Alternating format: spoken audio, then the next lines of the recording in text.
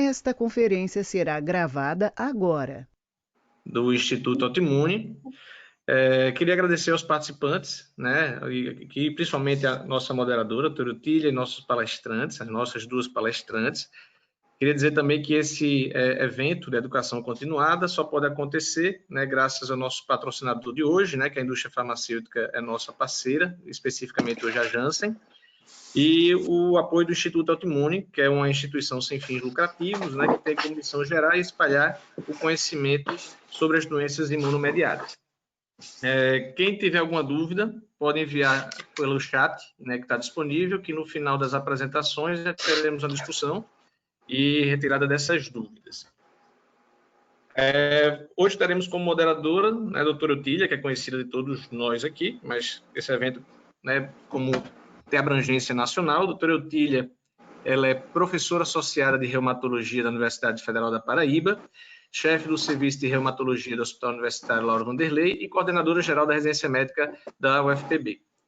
Teremos como palestrantes a doutora Ana Carla Guedes, que é reumatologista e preceptora da residência de reumatologia do Hospital Universitário Lauro Vanderlei, da UFPB.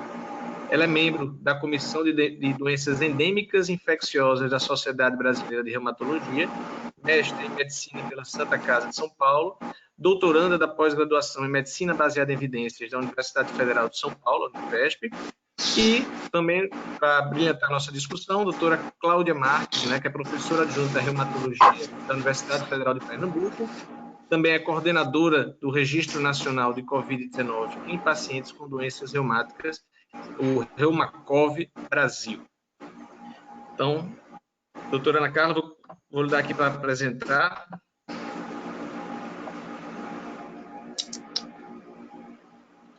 Pode compartilhar sua tela, que a senhora, né? E obrigado pela presença. A senhora é ótima. Eu vou colocar no modo de exibição. Vocês estão vendo a tela? Ainda não. E agora? A gente está vendo o PowerPoint ainda inteiro, né? Não está vendo no modo de apresentação, não. Agora. É só lentidão mesmo. Para mim já estava. Prontinho. Marcelo, só eu estou escutando um eco. Eu não sei se é... Pronto, eu vou pedir a todos, né? Tem a doutora Cláudia que está ligado, o doutor Otílio meu. Vou desligar o microfone, os demais estão todos desligados. Pronto, o som desapareceu. Excelente. Pessoal, boa noite. Eu agradeço muito a participação de vocês. Digo que para mim é um momento de extrema honra em dividir essa apresentação com duas queridas e brilhantes reumatologistas, doutora Cláudia e doutora Eutília, inspirações para mim. Agradeço muito ao Instituto Autoimune pelo convite e pela oportunidade. E nós estamos aqui reunidos para conversarmos sobre... Voltou? Saiu a apresentação? Saiu, voltou para o modo PowerPoint. Voltou para... Você tem que botar na apresentação de novo. Eu pus, para mim já tá. Tem um delay. E agora para vocês? Agora foi. Pronto, tá bom. Então, nós vamos conversar hoje sobre a experiência da reumatologia no comportamento da Covid-19 em pacientes que utilizam imunobiológicos e imunossupressores. Então, para esta apresentação... Nossa, que lento! Eu declaro que não tenho nenhum outro conflito de interesse a não ser o apoio recebido pelo Instituto Autoimune. Esse apoio financeiro não teve nenhuma interferência no conteúdo desta apresentação. Então, vamos lá. Teremos uma agenda a cumprir. Eu e Claudinha conversamos antecipadamente e nós fizemos uma distribuição da seguinte forma. Eu vou tentar comentar alguma coisa sobre o cenário internacional da Covid-19, buscando evidências na literatura sobre incidência, prevalência e mortalidade nos nossos pacientes portadores de doenças imunomediadas que foram infectados por Covid-19. Vamos falar um pouco sobre registros internacionais de pacientes e seus dados publicados até o momento. E vamos tecer alguns comentários sobre recomendações de várias sociedades internacionais de reumatologia. Claudinha vai falar sobre a experiência no Brasil, registro nacional, ela é nossa capitã no Reumacob, nos guiando brilhantemente nesse mundo da pesquisa durante a pandemia, e nós fecharemos com chave de ouro com essa apresentação da Claudinha. Então, nesse cenário, nós estudamos a infecção na reumatologia há muito tempo, porque nós sabemos que a própria doença reumatológica por si só, ela confere maior risco de infecção pelas condições de desregulação do sistema imune inerente à doença de base, assim como pela terapia imunossupressora a que esses pacientes estão submetidos e pela presença de comorbidades que aumentam exponencialmente o risco de infecção e muitas vezes a infecção sendo a principal causa de óbito na nossa população de doentes reumatológicos com patologias imunomediadas. No cenário da COVID, não seria diferente, nós temos atualizações diárias, eu fiz essa atualização desse slide hoje pela manhã, mostrando a nossa contextualização do tema a nível internacional. Então, nós temos mais de 25 milhões de casos confirmados, nós temos mais de 850 mil mortes por Covid, e num cenário de pandemia e de extremas incertezas, e ao mesmo tempo de muita celeridade nas publicações. Então, isso nos dá um alento que, de certa forma, nós estamos sempre imersos em informação. Temos que ter avaliação crítica e nos basearmos sempre em evidências. E, para isso, eu fui fazer uma busca na literatura científica, buscando as melhores evidências, aquelas que podem dar robustez às nossas recomendações e práticas clínicas. E dentro desse tema que foi escolhido para essa apresentação, claro que eu fiz a colocação do tema no acrônimo PICO, e nossa população de interesse seriam os pacientes com doenças reumatológicas em uso de imunobiológicos ou imunossupressores, e a nossa intervenção ou agravo de investigação seria a COVID-19.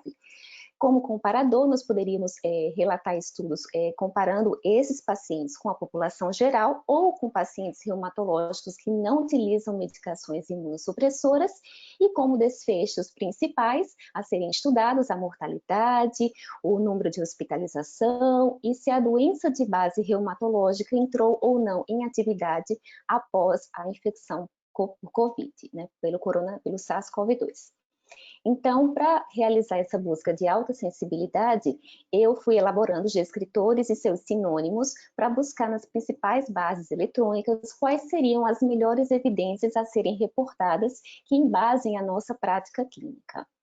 E aí, em algumas bases de dados principais, como o PubMed, Medline, encontrei 298 resultados dentro daqueles descritores de busca, naqueles indexadores, no Embase mais de 150 e na Clinical Trials 28. Um mundo grande, né, relativamente grande, de resumos e títulos a serem lidos. Isso não foi uma revisão sistemática, eu não fiz pareamento, mas eu busquei ler tudo, né, que fosse do nosso interesse, e colocar aqui alguns highlights para que nós possamos ter embasamento teórico para a discussão a seguir. Então, claro que a China foi o grande pivô, né, o momento central e marcante da pandemia, mas a gente não pode deixar de voltar os olhos para a Itália, né? Quando a gente fala em março, abril de 2020, a gente lembra que o mundo se voltou para a Itália, sobretudo essa região norte e nordeste, a região da Lombardia, Veneto, Emília-Romagna. Se eu não souber falar a pronúncia correta, vocês perdoem, mas tentando contextualizar os estudos que vieram dessas regiões e que foram publicados de uma forma muito célere. A gente nunca viu tanta publicação sendo colocada na literatura científica de uma forma tão rápida. E eu vou destacando alguns estudos, acho que a minha apresentação está toda norteada em apresentações de trabalhos científicos e estudos primários, tá? Com pacientes. Então, esse primeiro foi um estudo transversal, com 916 pacientes acompanhados no Hospital de Pádua, né, o Hospital Universitário de Pádua, e os autores se propuseram a avaliar a frequência e a apresentação clínica da infecção pelo coronavírus e a adesão dos pacientes ao seu tratamento de base perante a infecção pelo SARS-CoV-2. Esses pacientes totalizaram um N de 916 pacientes que foram registrados eles foram avaliados por entrevista telefônica, né? O período de avaliação de contato telefônico foi 1 mês após o decreto de lockdown pelo primeiro-ministro da Itália. E eles conseguiram falar com 916 pacientes com doenças reumatológicas, dos quais 148 relataram pelo menos um sintoma sugestivo de gripe, de coronavírus. E dentre os principais, a tosse esteve em primeiro lugar em 96 pacientes, dor de garganta em 64 e febre em 64 pacientes. Dos 148, 65 pacientes realizaram o RT-PCR. Desses pacientes que realizaram o teste, 18 eram sintomáticos e 47 realizaram o teste sem sintomas. E por quê? Porque eram pacientes que eram da área da saúde, trabalhavam com o público e se sentiram expostos e realizaram o teste, dos quais apenas 2 positivos, correspondendo a 3,1% dos testados e 0,21% de positividade perante o total de 916 pacientes.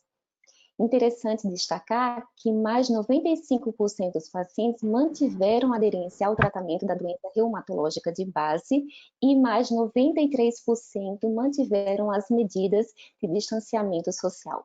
Então, os autores destacaram que a incidência de Covid foi semelhante à população geral, habitante nessa região de Veneto, e a adesão à terapia e ao aconselhamento de distanciamento social foram adequados e bastante consideráveis nessa população. A seguir, um outro estudo publicado na Arthritis em junho de 2020 avaliou a incidência e a gravidade da COVID em pacientes com doenças reumatológicas tratados com DMARDs biológicos comparados com a população geral da Lombardia.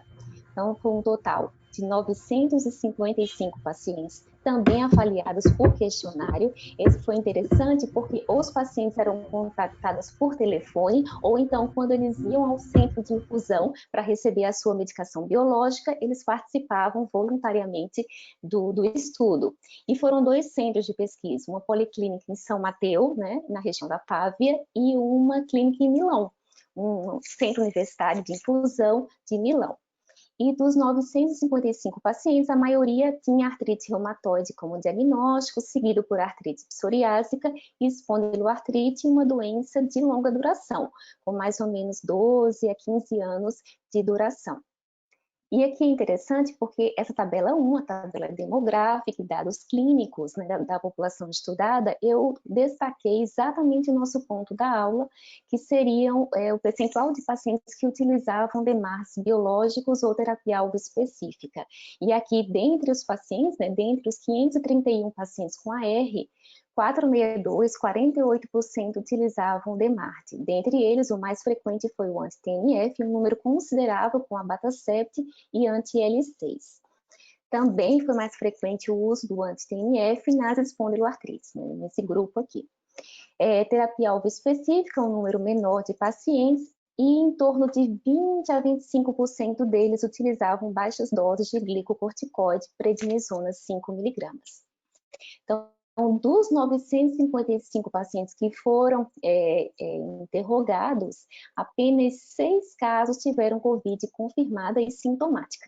E aqui eu coloco rapidamente as características desses pacientes. Então, eram 3 com artrite reumatoide, 2 com espondiloartrite e 1 com sarcoidose. Os 6 utilizavam terapia biológica, 5 anti-TNF e 1 abatacept. Não houve óbito, 3 pacientes foram hospitalizados e 2 relataram uma exacerbação da doença reumatológica de base.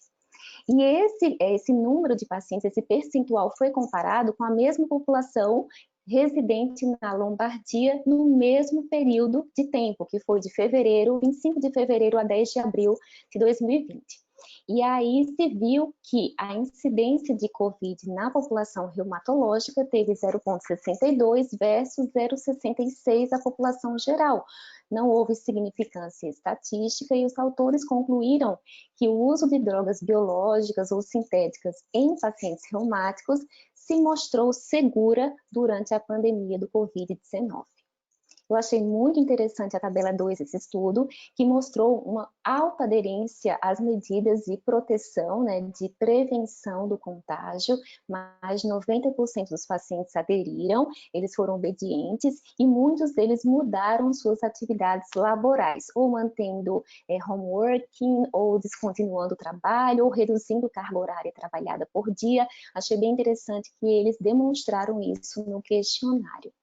E só uma minoria, em torno de 6, 7% dos pacientes modificaram a sua terapêutica reumatológica de base. Então, os pacientes mantiveram o uso do DMARD durante a pandemia, durante o pico de incidência de Covid nessa região da Lombardia, e eles ficaram bem. Um percentual pequeno de pacientes foi infectado. E dos infectados, poucos evoluíram para desfechos piores, né? Piores desfechos. Esse outro já é um estudo de base populacional, não foi inquérito, não foi questionário, mas foi através da coleta de registros, né, banco de dados, e foi bem interessante, porque foi em outra região, foi na região de Reggio Emília, também comparando pacientes reumatológicos em uso de biológicos versus população residente na mesma região geográfica e no mesmo período.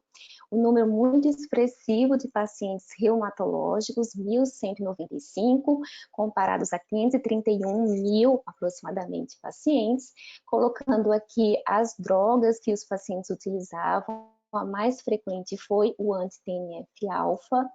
Dos pacientes com doenças reumatológicas, 25 apresentaram sintomas sugestivos de Covid e foram testados. No outro grupo foi esse número, e o total de confirmados, 9 pacientes dentre os 25, dos quais 4 foram hospitalizados e apenas um óbito. Então, Nossa, não estou vendo aqui. Desculpa. Voltou a tela? Opa, voltou? Voltou, Aninha. Voltou. Obrigada. Obrigada, Claudinha. Então, aqui eles fizeram um percentual e não houve diferença em relação à população, em termos de superioridade de incidência da Covid nessa população de doenças reumatológicas. E aqui eles concluíram que foi interessante que a frequência de testes realizados para Covid nos portadores de doenças reumatológicas foi maior que a população geral. Então, existia maior interesse em saber se esses pacientes estavam infectados. Porém, a positividade do teste não foi diferente entre as populações de pacientes versus população geral. Também não houve diferença em relação a hospitalizações e óbitos.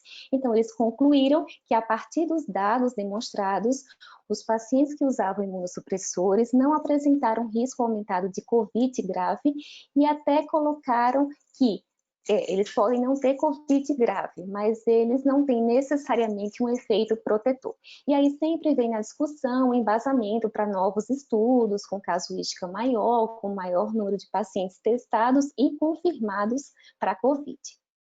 E, por fim, esse lindo hospital, um hospital de Firenze, na Toscana, foi mais uma região geográfica da Itália em que houve esse inquérito, né, esse estudo transversal para avaliação de prevalência da Covid em pacientes com doenças autoimunes, comparando com a população residente no local.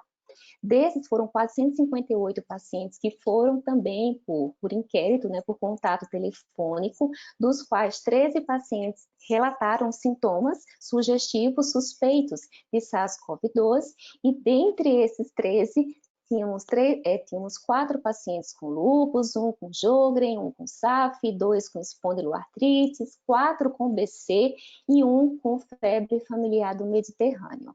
Desses pacientes, a maioria não tinham doença ativa e 189 usavam biológicos e 7 usavam biológico, também na vigência da suspeita de infecção por SARS-CoV-2.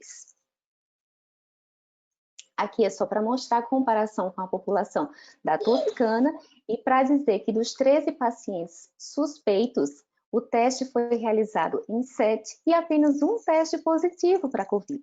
E esse paciente era um paciente com Sjögren, que utilizava 5 mg de prednisona hidroxicloroquina 200 miligramas e que em 24 horas de sintomas, né, após a hospitalização, já evoluiu com insuficiência respiratória, foi para a UTI, usou o tocilizumab e esse paciente foi acompanhado até 14 de abril, que foi o tempo do tempo de estudo mesmo, de avaliação do estudo, e teve boa evolução, não houve óbito. Então, os autores, através desse estudo transversal que se propõe a avaliar a prevalência, ele viu que não houve diferença em relação à população residente na Toscana. E aí, a Itália também foi um foco que a gente já viu exaustivamente. Não, agora vamos ver outros focos. Esse aqui foi um foco da Espanha, um estudo observacional retrospectivo muito interessante, né? Bem amplo, com 7 hospitais da Espanha, comparando com a população de referência. Também se propôs a avaliação da prevalência da Covid e identificar quais são os fatores de suscetibilidade à Covid por diagnóstico e por tratamento utilizado pelos pacientes. Achei muito interessante, porque aqui eles mostraram um número muito expressivo de pacientes, porque eles fizeram um link entre os pacientes que eram registrados nesses hospitais, pacientes acompanhados nesses 7 hospitais, e um banco de dados, ok. E aí os mesmos hospitais eram referência para a coleta do RT-PCR. E aí, quando os pacientes vinham fazer a coleta por suspeita de Covid, eles linkavam os dados e aí eles conseguiram fazer esse levantamento para a determinação da prevalência da Covid nessa população.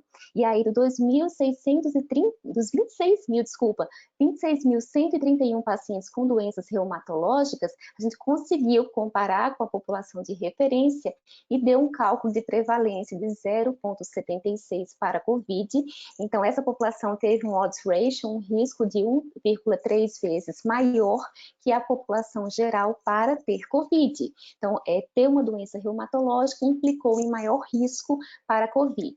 E aí ele foi avaliar as variáveis que poderiam implicar na suscetibilidade. E eles encontraram significância em relação ao uso do DMARD biológico, 1,6 odds ratio, e dentre os diagnósticos de doenças reumatológicas, a espondiloartrite foi a que determinou o maior risco, e o lúpus, engraçado, foi próximo de 1, foi o menor risco, junto com a artrite reumatoide e a artrite psoriásica, né? Mas de uma forma geral, colocando todas as doenças em uma avaliação única, elas conferiram maior risco, sobretudo em uso de terapia imunobiológica. Então, eles colocaram que sim, diferentes doenças reumatológicas imunomediadas com diferentes terapias utilizadas têm um impacto diferente sobre o risco de Covid-19. Ele não se propôs a avaliar desfechos, mas se propôs a avaliar a prevalência. E o americano também publicou bastante, né? Estados Unidos no topo da Covid-19, e esse estudo foi um estudo pequeno, mas eu achei interessante porque eles avaliaram nesse hospital universitário de Stony Brook quantos pacientes se internaram por Covid entre março e abril de 2020. E só 4 pacientes com doença reumatológica internaram por Covid nesse hospital.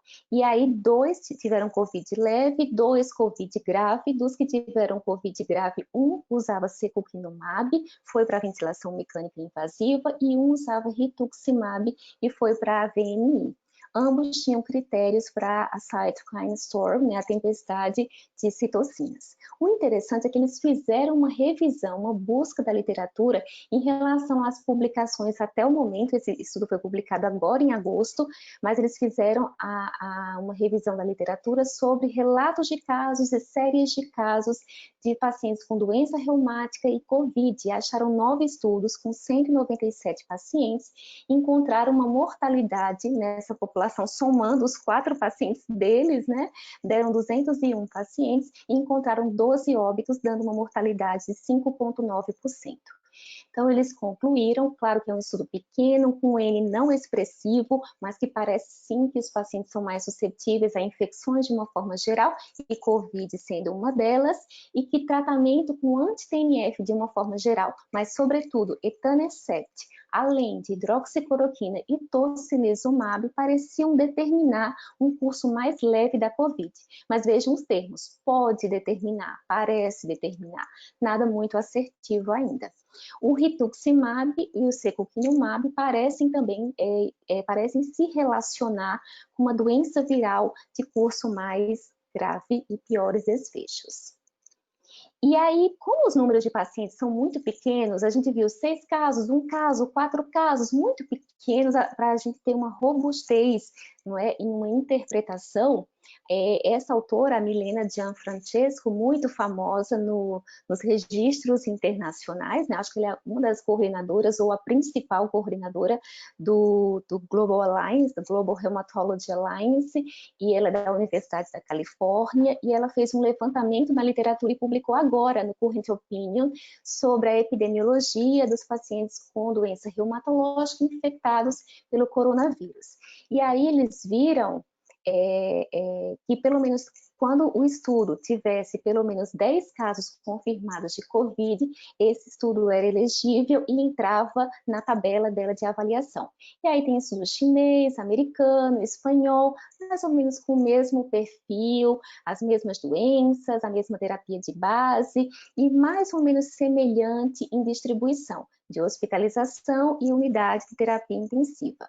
Em relação à mortalidade, eles não acharam diferença em relação à população geral de controle, de comparação, e também colocaram que a terapêutica para a doença reumatológica, mais precisamente o uso do biológico, não se relacionou ao aumento da mortalidade nesses pacientes com doenças reumatológicas infectados por COVID.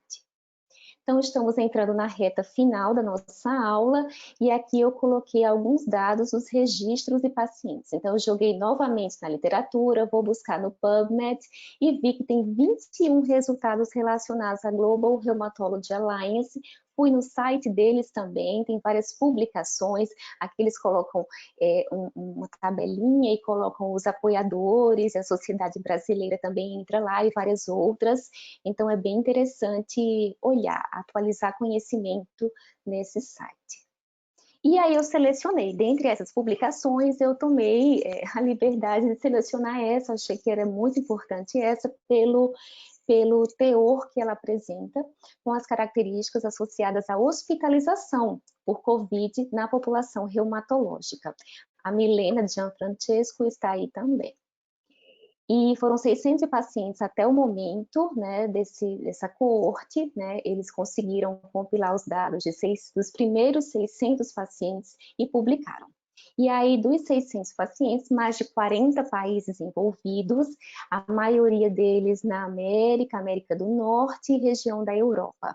A maioria dos pacientes do sexo feminino, esperado, porque é uma população reumatológica, né, doenças imunomediadas, e com idade superior a 50 anos na maioria dos casos. Dentre as doenças, a principal foi a artrite reumatoide, seguida por lúpus e as espondiloartrites, aqui na sequência. Esse é o percentual, a frequência e o percentual de comorbidades nessa população, é interessante destacar. E dos 575 pacientes que foram avaliados quanto à atividade da doença, cerca de 80% estavam com doenças sob controle, ou em remissão ou em baixa atividade inflamatória.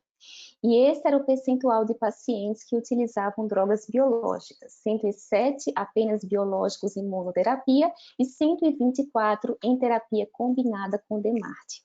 E desse total de pacientes avaliados, 277, 46% foram hospitalizados. Aqui eu não vejo esse dado. Voltou. Pronto, desculpa, pessoal. E aí tem o dado de mortalidade que vocês veem aqui. E eu achei bem interessante essa tabela, porque eles fizeram um modelo de regressão logística ajustada, né, e não ajustada, mas para avaliar o status de hospitalização por Covid nessa população. E o que é que os autores verificaram? Que o risco era maior de hospitalização por Covid mediante idade maior que 65 anos, pela presença de comorbidades e pelo uso de prednisona maior ou igual a 10 miligramas por dia. Vale chamar a atenção dessa parte aqui da tabela que eu estou colocando o cursor, não sei se vocês veem, mas é o odds ratio em relação à terapia biológica, né? Então, o odds ratio é menor que 1, então parece até que protege o paciente quanto à hospitalização num paciente que tem doença reumatológica, né? E foi infectado por Covid. Então, os autores concluem que o maior risco de hospitalização por Covid diz respeito à idade avançada, presença de comorbidades, todas elas, hipertensão, doença cardiovascular, diabetes, doença renal, doença pulmonar, todas elas tiveram maior risco e doses mais altas de prednisona. E que parece que a terapia biológica, os anti-inflamatórios e os medicamentos antimaláricos não se associaram a maior risco de hospitalização e até que anti-TNF reduziu chance de hospitalização. Bem interessante, depois a Claudinha vai comentar os dados relacionados ao nosso Reumacoff. Um outro registro é o registro espanhol, promovido pela Sociedade Espanhola de Reumatologia, muito semelhante ao Biobada Brasil. Essa publicação agora foi em julho e até então tinham cadastrados 6.600 pacientes com doenças reumatológicas que iriam iniciar tratamento com droga biológica ou terapia-alvo específica. Nesse registro, eles encontraram 41 casos de Covid-19. E aqui só para mostrar de forma rápida os resultados dessa casuística de 41 casos confirmados de Covid. Maioria do sexo feminino, com doença de longa duração, a principal doença foi a artrite reumatoide e o principal biológico foi o anti-TNF. 28 pacientes foram hospitalizados e 3 foram a óbito, representando uma mortalidade de 7,3%. Desses 3 pacientes, todos usavam imunobiológicos. E eles concluem, né, no final dessa publicação, que tanto o curso clínico quanto a mortalidade dos pacientes reumatológicos tratados com biológicos ou terapia-alvo específica não diferiram em relação à população geral da Espanha no mesmo momento de avaliação. E, por fim, vamos tecer alguns comentários sobre recomendações. Então, a partir desses estudos primários, dessa compilação de dados da literatura, tem muitos outros estudos, eu estou à disposição para se alguém quiser compartilhar, enfim. Eu selecionei alguns para a gente ter como material para discussão, mas muitos outros estão disponíveis. E as recomendações foram sendo publicadas. A primeira delas, pelo menos que eu vi na cronologia, foi da Sociedade Italiana de Reumatologia, considerações muito incipientes ainda, mas muito interessantes, e aqui eles destacaram que os pacientes reumatológicos durante a pandemia por por coronavírus, não devem descontinuar o seu tratamento imunossupressor. Eles devem seguir as recomendações de prevenção, assim como a população geral. Eles até colocam o uso da hidroxicloroquina como um papel protetor, mas isso bem incipiente, bem no início de abril, na verdade, isso aqui. E eu achei muito interessante que eles nas recomendações, eles falaram que os órgãos, né, competentes, eles deveriam garantir as drogas, principalmente as biológicas, para os pacientes reumatológicos, né? Apesar de ter essa força-tarefa de encontrar uma medicação ou algumas medicações eficazes no combate e no tratamento do coronavírus, e essas drogas são muitas vezes do nosso uso corriqueiro na reumatologia, os nossos pacientes reumatológicos não devem ficar desassistidos. Isso foi muito interessante e a gente viu isso na prática. Essas foram recomendações da Sociedade Alemã de Reumatologia, eles são muito concisos no brief report, né, na carta, mas são muito assertivos nas suas recomendações. Então, eu fiz uma compilação aqui para vocês terem uma noção mais esquemática. Então, pacientes que não têm infecção por coronavírus ou não têm sintomas, mas sabidamente são contactantes de caso confirmado por COVID. Qual é a recomendação? Continuar tratamento com seu DMARD e considerar redução do glicocorticoide se a doença estiver estável. Essa questão do glicocorticoide ela é sempre muito levantada, mas se o paciente não tem COVID e ele usa corticoide nesse cenário de pandemia, a recomendação mais vigente é ele tentar usar a menor dose terapêutica possível, sempre em decisão compartilhada, sempre com auxílio do seu médico reumatologista.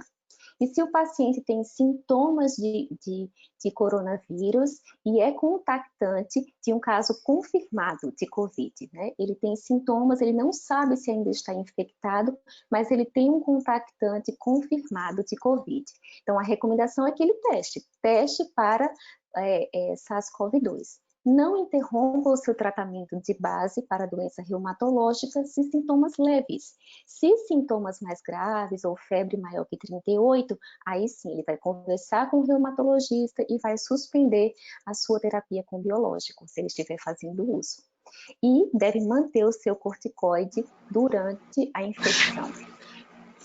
Se o paciente tem teste positivo para COVID, para coronavírus, e não tem sintomas, aí ele vai continuar com sua terapia, ele vai continuar com seu glicocorticoide e pela positividade para COVID, ele vai pausar o DMARD biológico, sempre reforçando o contato com o reumatologista para a tomada de decisão. E o paciente que tem um teste positivo e que tem sintomas, aí essa é a situação que tem tudo, ele é sintomático e é COVID positivo. Aí ele vai interromper sua terapia biológica, continua com sua terapia com glicocorticoide e ele vai ser referenciado para acompanhamento em conjunto, muitas vezes multidisciplinar, com infectologista. Mais uma recomendação de sociedade, eu estou prestigiando algumas que eu não prestigiei nos estudos primários, então essa é da Sociedade Francesa de Reumatologia, não vou me estender, ela foi publicada em maio, já tem um pouco mais de dados na literatura, mas eu coloquei aqui só questões importantes e da prática clínica. Então, qual a opinião deles sobre o uso de corticoide? Eles dizem que tentar a menor dose possível, de preferência prednisona, menor do que 10 miligramas por dia. E se os pacientes, eles usarem biológico, eles devem manter durante a pandemia ou se eles precisam iniciar biológico, eles devem fazer isso? Qual é a recomendação da Sociedade Francesa? Então, eles falam, se o paciente já está em uso do biológico e não tem infecção, vai manter. Se o paciente está em uso e tem infecção, ele vai interromper, muito simples. E se ele vai iniciar o tratamento com o biológico, uma decisão compartilhada e individualizada com o seu reumatologista. E eu achei essa pergunta, essa última, muito interessante. Os pacientes que usam biológico intravenoso e durante a era do COVID, né, da COVID, eles devem trocar por subcutâneos para facilitar a infusão domiciliar e evitar o deslocamento para um centro de infusão?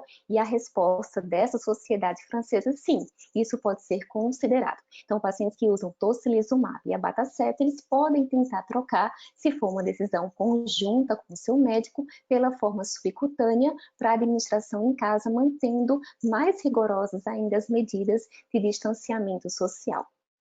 E por fim, para encerrar, o EULAR se posicionou sobre as recomendações na vigência da pandemia pelo SARS-CoV-2 e gerou várias recomendações. Foram 5 princípios gerais e 13 recomendações. Achei muito exaustivo falar isso depois de tantas publicações anteriores com dados mais ou menos semelhantes, e aqui eu só coloquei algo para a gente fixar a informação. Então, eles colocaram nessa publicação que até o momento não tem evidências de que os pacientes com doenças reumáticas apresentam maior risco de infecção e também nem há evidências robustas que indicam que eles vão ter pior prognóstico ao contraí-la. E achei muito interessante a valorização do reumatologista como principal especialista no manejo de imunossupressores, inclusive quando os pacientes reumatológicos vão usar alguma terapia para tempestades de citocinas. Ele deve ser sempre consultado nessa possibilidade. E eles dividem as recomendações em 3 patamares. O primeiro, sobre prevenção e distanciamento, quais são as recomendações EULAR? Então, os pacientes devem ser... Aninha, só lembrar o tempo, tá? Estou terminando já, estou encerrando. Eles devem, acho que meia hora, né? Estou completando meia hora agora. Vou terminar em 2 minutos. Os pacientes, eles devem ser fortemente aconselhados a manter todas as medidas preventivas indicadas pela vigilância sanitária dos seus países. Os pacientes que têm doença reumatológica e que não têm suspeita ou que não possuem infecção confirmada por COVID, eles devem manter o seu tratamento habitual e sempre estar em comunicação com o reumatologista. E essa outra recomendação eu achei muito interessante, que encontrou bem, casou bem com a nossa prática clínica. Então, se o paciente tem doença reumatológica, está estável clinicamente, seu tratamento farmacológico também, então esse paciente não precisaria fazer consulta presencial agora. Você poderia postergar a visita presencial e até a coleta laboratorial ou de exames complementares, se necessário, fazer uma avaliação à distância. Achei bem interessante. Sobre o manejo da COVID, o que é que eles colocam? É que os pacientes que têm doença reumatológica sem sintomas de infecção, mas têm contactante confirmado, segue aquele mesmo princípio da sociedade alemã. Eles devem ser testados para SARS-CoV-2. Pacientes que usam o glicocorticoide e têm sintomas de COVID devem manter o uso do glicocorticoide. Lembrar do estresse, né, do estresse metabólico relacionado à infecção, e esses pacientes não devem suspender o seu corticoide na vigência da infecção. E se os pacientes têm doença leve de COVID, né, as alterações sobre a suspensão ou redução da dose do seu tratamento com drogas com DMARD deve ser discutido caso a caso.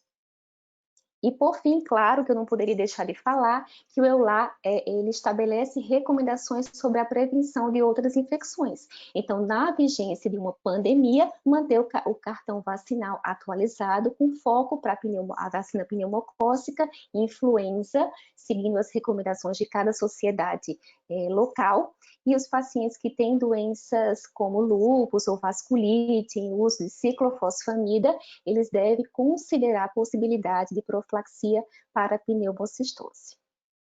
Gente, são essas as evidências que a gente tem até o momento. Lembrar que eu pelo menos recomendo sempre e tento fazer na minha prática diária a medicina baseada em evidências, e a gente tem evidências mais ou menos aqui até o momento, baseadas em estudos, poucos estudos observacionais, séries de casos. Essas recomendações lá foram muito bem feitas, mas foram elaboradas como opiniões de especialistas. Então, entram aqui numa pirâmide um pouco mais desfavorecida, mas sempre muito importantes na avaliação do balanço final para a tomada de decisão. Não deve ser essa a nossa evidência, deve ser essa pirâmide. Eu deixo o meu muito obrigado com flores para vocês, pela atenção. Peço desculpas pelo tempo, eu sempre me empolgo muito, desculpa, Eutília, mas eu quero agradecer imensamente, dizer que eu me sinto muito abraçada por essa equipe e eu me emociono muito em falar que eu sou muito grata em estar aqui junto a todos vocês. Muito obrigada. O que é que eu faço agora? Vou parar de exibir. O Marcelo está aí? Estou sim, doutora Tília. Passei agora a apresentação para a doutora Cláudia. Beleza. Ah, meu Deus, incluiu o controle e tal. Ele está me perguntando uma coisa aqui, que eu não sei se eu autorizo ou não. Ele está pedindo para eu abrir as preferências de sistema aqui. Espera só um pouquinho. Acho que eu tenho que autorizar, não é isso? Go to meeting. Porque eu acho que eu nunca apresentei nessa plataforma, mas é rapidinho aqui. Só para eu clicar aqui e liberar.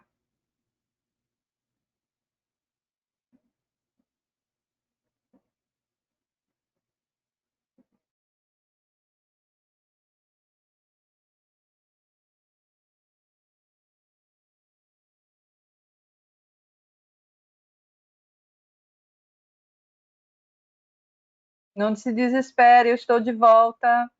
Já estou aqui. Agora é só passar para mim de novo, Marcelo.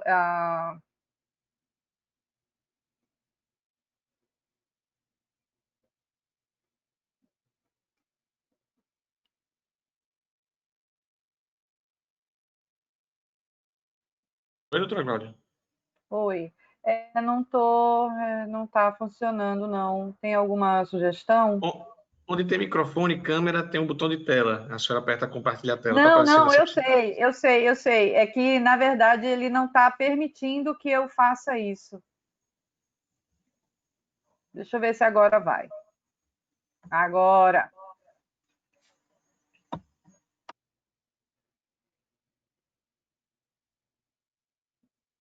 Foi? Foi, tá tudo ótimo. Beleza. Foi. Está aparecendo aqui uma coisa no lugar errado.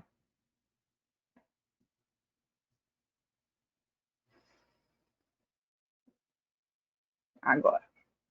Bom, então, desculpem aí o atrapalho, acho que esse computador nunca entrou dando aula nesse aplicativo, mas eu queria agradecer demais o convite, né? É sempre um prazer estar junto das minhas amigas paraibanas, né? Que eu adoro e sempre me tratam com tanto carinho, né? Então, a ideia do convite era exatamente fazer essa excelente revisão que a Ana Carla fez, né?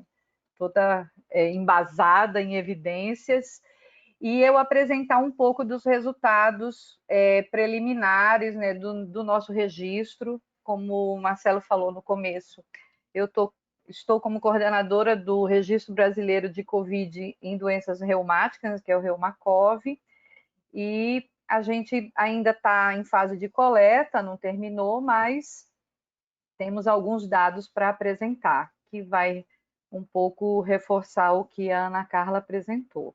Tá? Então, é um prazer enorme estar aqui e depois a gente pode discutir um pouquinho. Então, eu também não tenho conflitos de interesse para essa apresentação e, como a Ana Carla falou, nós temos um apoio financeiro do Instituto Autoimune, mas também não houve absolutamente nenhuma influência no que a gente vai apresentar, o que ela apresentou.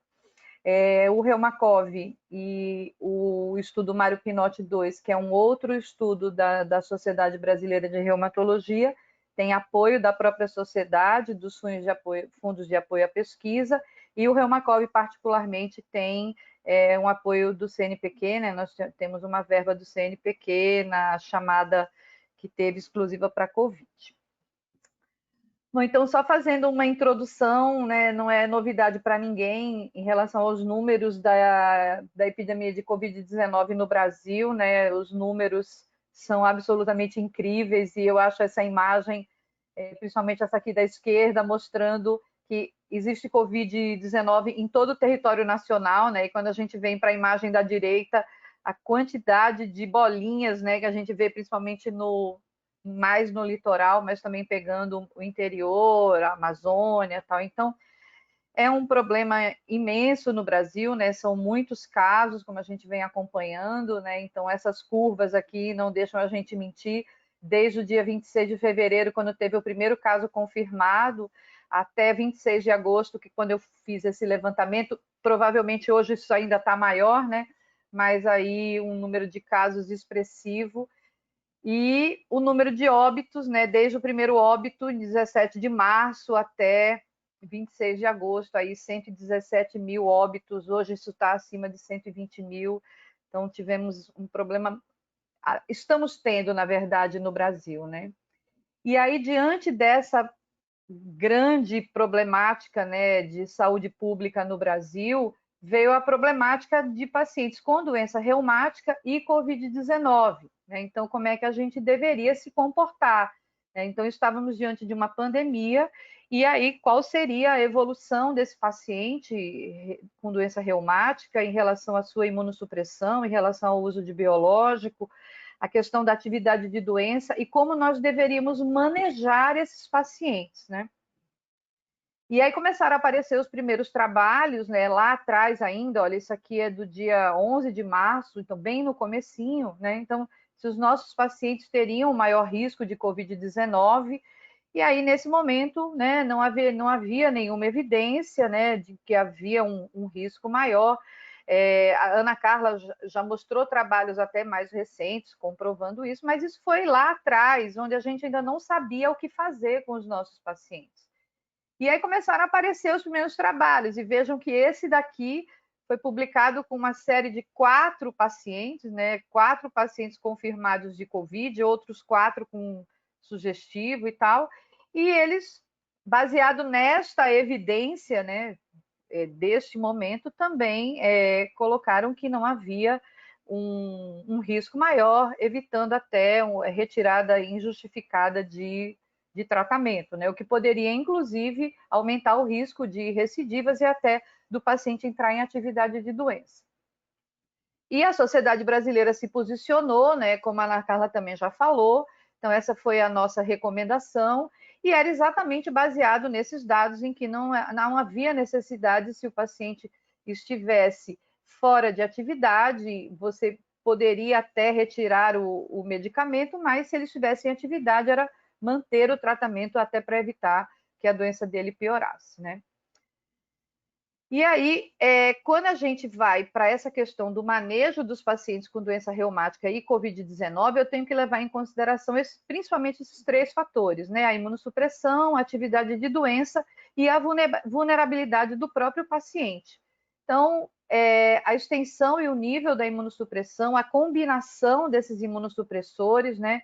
Então, se o paciente está em atividade ou está em remissão, se ele tem uma falha, um tratamento prévio, então, se eu vou mexer naquele tratamento, talvez eu não consiga recuperar essa resposta. E a vulnerabilidade em relação até à própria idade, né? A Aninha mostrou aí alguns trabalhos falando da questão da idade, a presença de comorbidades, hipertensão, diabetes, e o uso de outros medicamentos concomitantes que podiam também aumentar essa vulnerabilidade, né? Então, na verdade, a recomendação isso é um resumo até do que a Ana Carla falou, é você individualizar o acompanhamento do seu paciente e ver em que situação ele se encontra dentro dessas variáveis todas. E aí, baseado em toda essa dúvida, né, lá no começo, em março, a gente começou a se juntar, e eu também faço parte da comissão de doenças infecciosas, né, que é coordenada pela Gessilmara, e nesse momento houve uma mobilização de vamos estudar Covid-19 nos pacientes com doença reumática. E aí foi gerada uma força-tarefa, efetivamente, né, da SBR, e foram basicamente criados 3 projetos, né? Existem alguns desdobramentos, mas esses foram os projetos iniciais. Então, o Reumacov era o registro de pacientes com doença reumática e Covid-19, mas o projeto Mário Pinotti 2, que está em fase final, né, de coleta de dados, foi uma avaliação telefônica, onde a gente estava querendo comparar pacientes que usavam hidroxicloroquina com os seus contactantes intradomiciliares que não usavam hidroxicloroquina, para testar esse efeito, possível efeito protetor tão falado, né, da hidroxicloroquina. Então, nossos pacientes teriam menos Covid-19 do que os seus contactantes que não usavam, né, hidroxicloroquina. E o Convida Real foi uma avaliação dos pacientes em relação à percepção deles em relação à Covid-19 na época da pandemia. Então, foi feito também com os grupos de pacientes, entrevistas por um questionário eletrônico, e esse também está em fase de análise, né? Então, o que eu vou falar para vocês aqui é basicamente o Reumacov, com algumas inclusões de resultados do Mário Pinotti, do projeto da hidroxicloroquina. Então, o Reumacov, ele é uma coorte prospectiva, multicêntrica, né, observacional, e a diferença dos estudos que já estão publicados é que nós temos um grupo controle diferente. Então, nós temos pacientes com doença reumática com Covid-19, comparado a pacientes com doença reumática sem Covid-19. Então, nós não estamos comparando com a população geral. O que é que a gente queria ver? Como é que esses pacientes evoluem ao longo do tempo em relação à sua doença reumática? Então, eles entram em atividade, a doença é mais grave, como é que é em relação ao tratamento, né? Então, a gente criou uma forma de avaliação diferente, tá? Para poder acompanhar esses pacientes. Então, o objetivo da coorte é avaliar se o paciente vai entrar em atividade ou não e como será a evolução da doença reumática dele ao longo do tempo. Então, a inclusão ela foi iniciada em maio de 2020 e nós estamos atualmente entre casos e controles com quase 1.000 pacientes incluídos. Eu acabei de olhar, tem 956 pacientes, quase 1.000, então assim, estamos atingindo a meta, né, dos 1.000 que a gente tinha programado, e a inclusão está acontecendo muito rápido, né, todo dia aumenta muito esse número, porque são muitos centros incluindo, tá? Os dados que eu vou mostrar para vocês são os dados de avaliação de 8 semanas. Então, esses são os centros participantes do estudo, são 43 centros de pesquisa no Brasil, e vejam que existe uma representatividade de todas as regiões, né? A região norte aqui, que raramente é incluída, né, nesses estudos, está representada pelo Acre e pelo Amazonas, né? Então tem no Nordeste, Centro-Oeste, enfim. Evidentemente, São Paulo aqui domina, né? Na verdade, o Sudeste domina, né? Mas nós temos representatividade aí no Brasil inteiro. Então, como eu disse, eu vou mostrar os resultados das primeiras 8 semanas de inclusão, e nessa análise específica a gente avaliou a questão de desfecho relacionado com hospitalização, a necessidade de UTI, ventilação mecânica e morte. Por coincidência, Aninha, é igual aquele estudo do pessoal dos Estados Unidos, do Global, né? E essa análise ela foi feita, inclusive, o início foi feito antes da publicação do trabalho, né? Então, a gente sempre, às vezes, saindo um pouquinho atrás do pessoal. Mas vai rolar, vai dar um trabalho bacana. Então, nessa análise, estamos incluindo 344 casos, lembrando que os controles não foram colocados aqui, a gente queria avaliar especificamente o grupo de pacientes com Covid, né? Então, a maioria de mulheres, né? 80% de mulheres, e diferente de outros cortes, a faixa etária predominante foram de pacientes abaixo de 50 anos. Então, era uma coorte de mulheres um pouco mais jovens, né? A média de idade aqui foi de 46 anos. Em relação às comorbidades, a mais frequente era hipertensão e obesidade e diabetes aqui em segundo lugar. Tá? Lembrando que aqui essa doença pulmonar, ela não é a doença pulmonar, por exemplo, da artrite reumatoide, a doença pulmonar intersticial da doença autoimune. Eram outras doenças pulmonares, tá? Aquela doença intersticial não entrou aqui nessa avaliação como comorbidade. E as doenças reumáticas mais frequentes, e aqui é um outro dado interessante que a gente tem, que é diferente das outras coortes, a gente tem mais paciente com lúpus, né? E nas outras, a doença mais frequente é a artrite reumatoide, e o lúpus ele vem lá embaixo, né? Então, é artrite reumatoide, espondiloartrite, artrite psoriásica. Então, a gente teve mais pacientes com lúpus.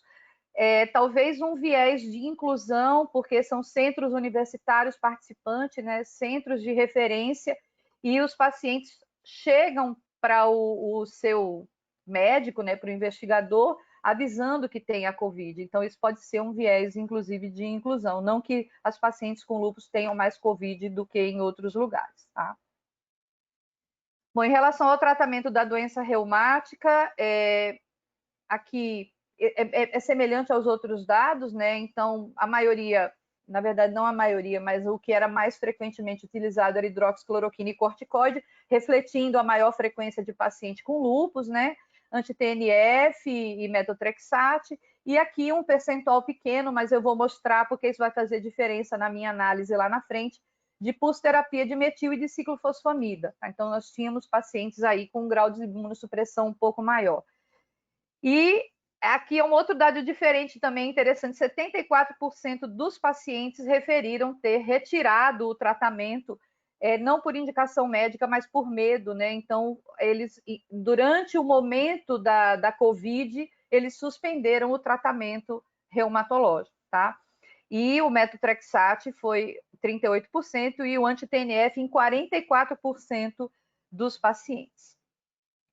Bom, os sintomas aí é muito parecido com o que já está publicado, o tempo de duração da doença foi de mais ou menos 16 dias aí, e sintomas respiratórios aqui em tosse em 56%, febre em 51%, então é um padrão semelhante. É importante destacar aqui a questão da dor articular, que 21% dos pacientes referiram dor articular.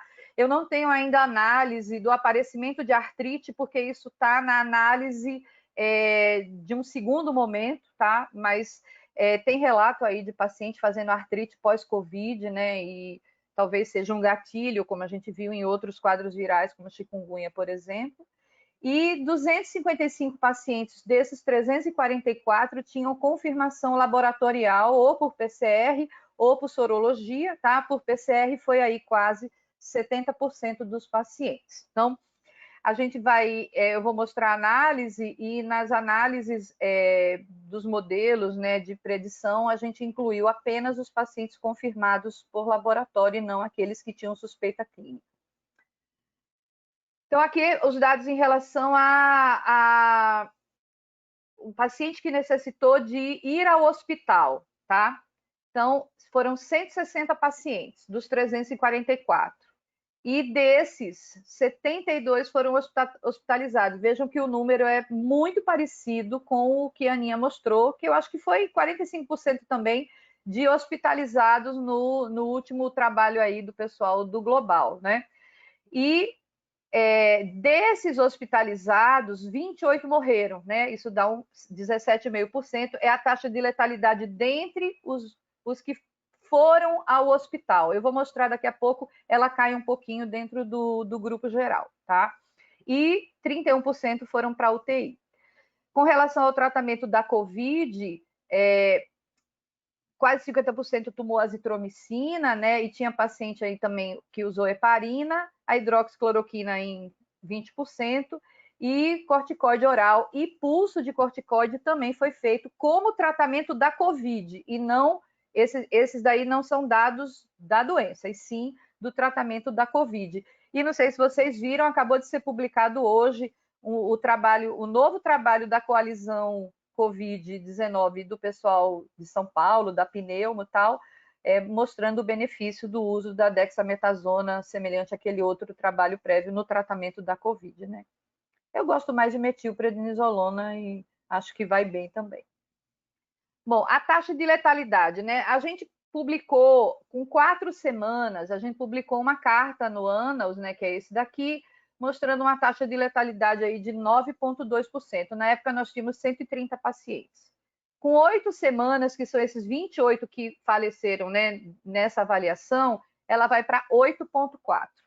E aí eu tive a curiosidade de ver agora com 12 semanas. Eu fiz essa análise ontem, né? Então, 33 pacientes foram a óbito, mas nós já temos 642 pacientes. Então, a taxa de letalidade hoje está em 5,1, né? Isso pode aumentar, pode diminuir, a gente vai ter que ver aí a evolução, porque existem centros que estão começando a epidemia agora. Então, aqui em Recife, por exemplo, ela está tendendo a cair, São Paulo, mas tem centros como Minas Gerais e Rio Grande do Sul, que a epidemia está começando, então talvez esses números até aumentem novamente. Só mostrando que a taxa de letalidade geral de Covid no Brasil hoje está em 3,1%. De toda forma, ainda é maior do que a população geral, embora esses números não possam ser comparados assim de uma forma científica, né? A gente pode fazer isso grosseiramente, mas não dá para comparar, porque a gente não fez a análise até para tirar outros fatores de confusão, etc. Né? Então, só uma análise grosseira mesmo. Bom, em relação aos fatores que se associaram com o paciente que precisou ser atendido no hospital, tá? Isso foi feito só para os confirmados. Esses foram os dados que deram a associação em relação ao aumento do risco do paciente ser atendido no hospital. Então, tudo que está vermelhinho aqui levou o paciente ao hospital. A gente não calculou o odds ratio, a gente calculou a razão de prevalência, porque para um estudo, para uma análise transversal como essa que a gente está fazendo, né, o estatístico considerou que era mais adequado a razão de prevalência. Mas se você calcular o odds ratio, ele dá muito parecido, não dá, a diferença é numérica e, na verdade, todas as variáveis permaneceram, tá? Então, as comorbidades, né? Os pacientes que eram inativos no trabalho, será porque eles tinham mais facilidade, né, de ir ao hospital, porque não estavam trabalhando, enfim. Hipotireoidismo também entrou aqui, doença renal, uso do corticoide e pulso de metil, tá? E o anti-TNF, ele teve um efeito oposto, né? Na verdade, essa razão de prevalência é do paciente que não usava anti-TNF, tá? Então, aquele que não usava teve uma razão de prevalência maior de ter sido atendido no hospital. Quando a gente foi fazer a regressão, só permaneceram no modelo o diabetes, doença renal, o corticoide, tanto oral quanto a pulso de metil. Então vejam que o corticoide ele permanece em todos os resultados.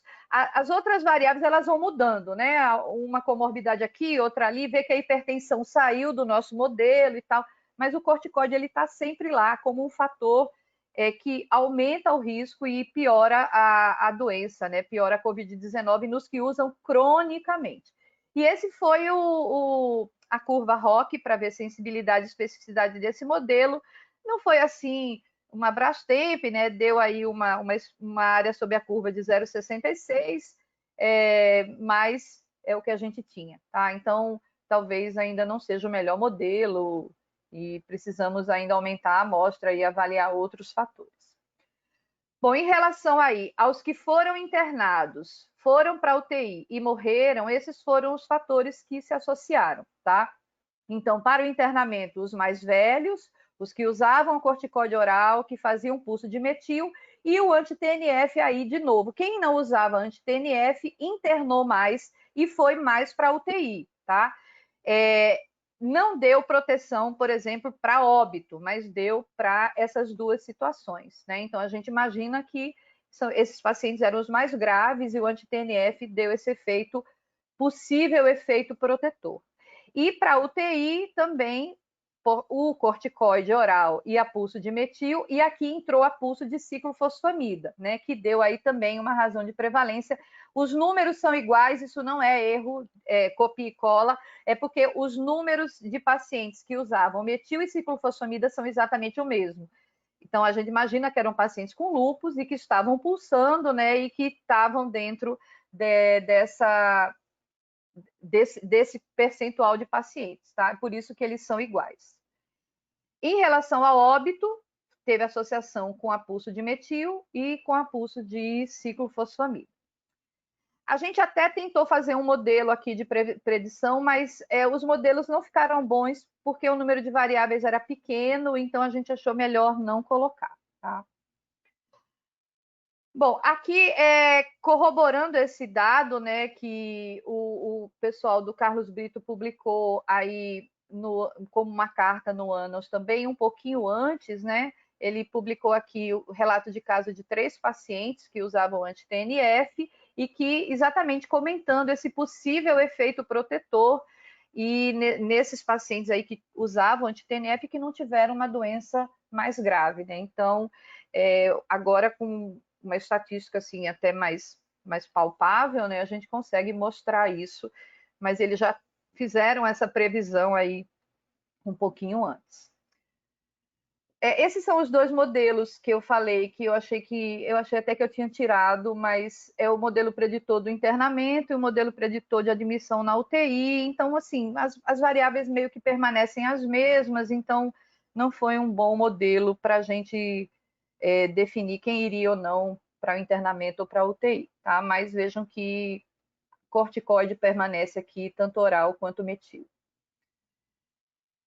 Bom, em relação à hidroxicloroquina, ela não tem o papel protetor que a gente, né, que foi propagado aí, né, tanto aqui quanto nos Estados Unidos, tanto no nosso estudo no Mário Pinotti, né, que foi essa comparação com quem não tomava hidroxicloroquina, quanto no Reumacob. Então, na análise que a gente fez em relação a todos os desfechos, a hidroxicloroquina, ela não teve nenhum efeito protetor, né? Não deu diferença quem tomava e quem não tomava, e a frequência de Covid-19 nos pacientes do Mário Pinotti, ela foi semelhante aos controles que não usavam o medicamento, tá?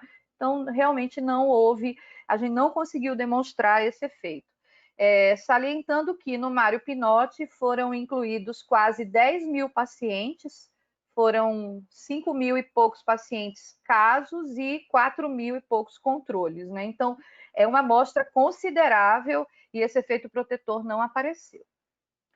E nesse estudo, os fatores de risco para o paciente ter Covid-19, de acordo com os critérios aí do Ministério, foi mais uma vez o uso do corticoide, e aqui quem tinha esclerose sistêmica teve um risco maior. Aqui o odds ratio mesmo foi calculado dessa forma, e quem tomou a vacina de influenza teve um efeito protetor, tá? Em relação a ter Covid ou não, certo? Então, isso, claro, é uma associação, não há nenhuma relação causal, né? Não é possível a gente estabelecer isso, mas apareceu esse dado. E a pergunta era se tinha tomado vacina de influenza na última campanha, que foi essa que teve agora no começo do ano.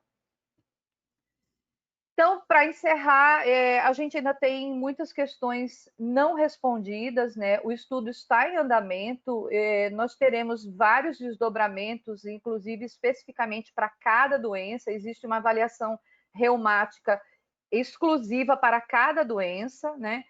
E não dá ainda para a gente tomar conclusões baseado nisso que eu acabei de mostrar, né? Como eu falei, são dados preliminares ainda, a gente pode ter uma ideia, mas não dá para ainda fazer grandes afirmações.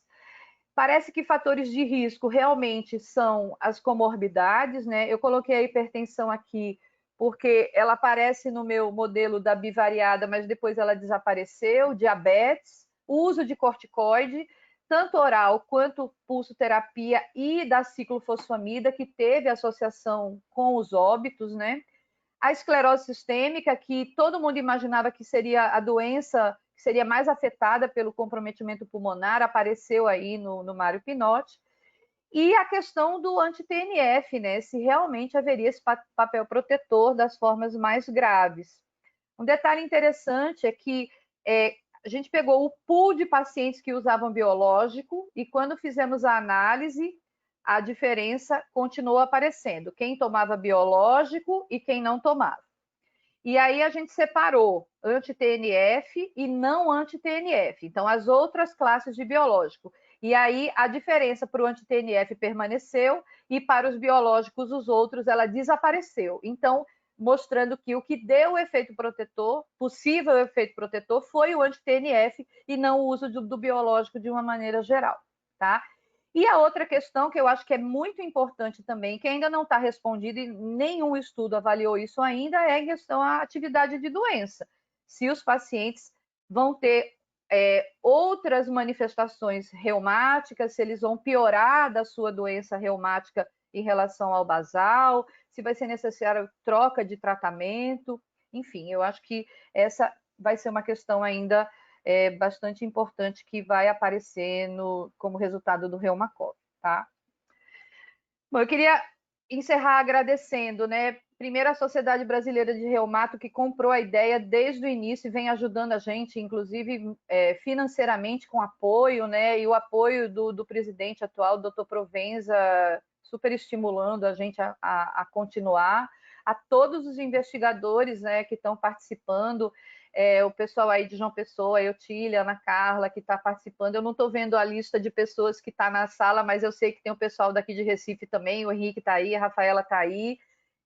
Não sei se a Ângela está, mas também aqui o Centro de Recife super participando, Andréia, enfim. Todo mundo, né? Não queria citar nomes para não esquecer de ninguém, mas agradecer a todo mundo.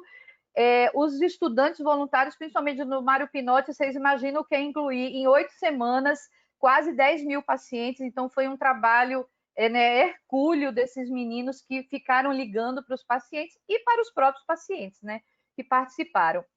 Em relação ao financiamento, como eu já falei, a gente tem financiamento do DECIT, né, que é do Mário Pinotti especificamente, o financiamento da sociedade e do CNPq aí, nesse edital que foi exclusivo da Covid.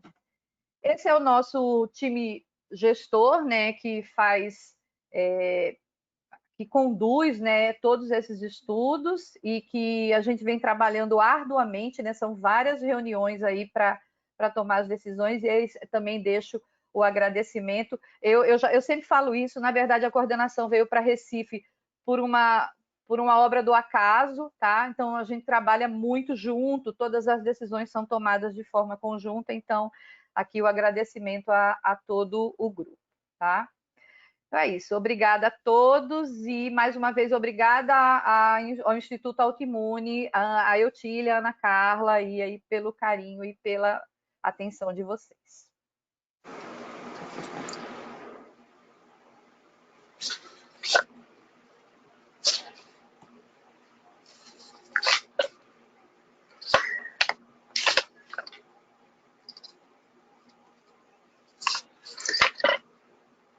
Oi, Agora, Marcelo. eu preciso Doutora desfazer, né? Oi, Marcelo. Vamos lá? Eu desfaço aqui para a senhora.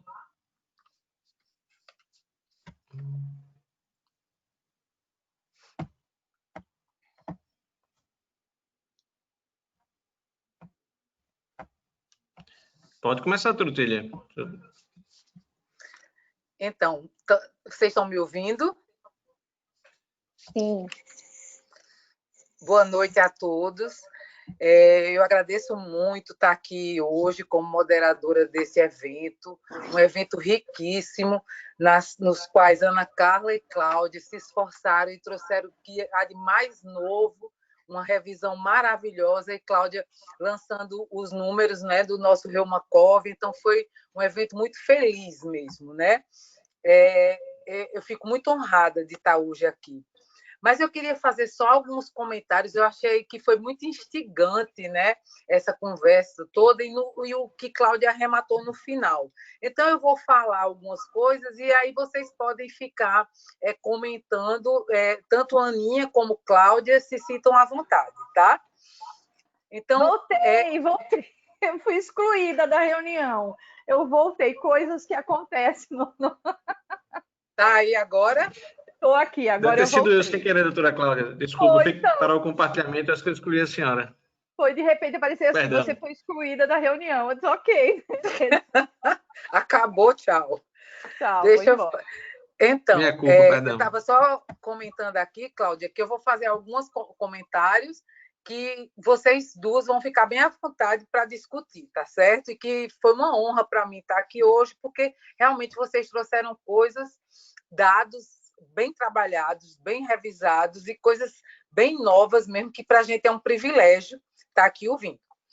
Então, quando a Ana Carla trouxe a revisão dela, ela falou na Itália, falou nos dados de Pádua. Gente, desculpem, é que estão tentando ligar para mim insistentemente, mas eu estou recusando, tá?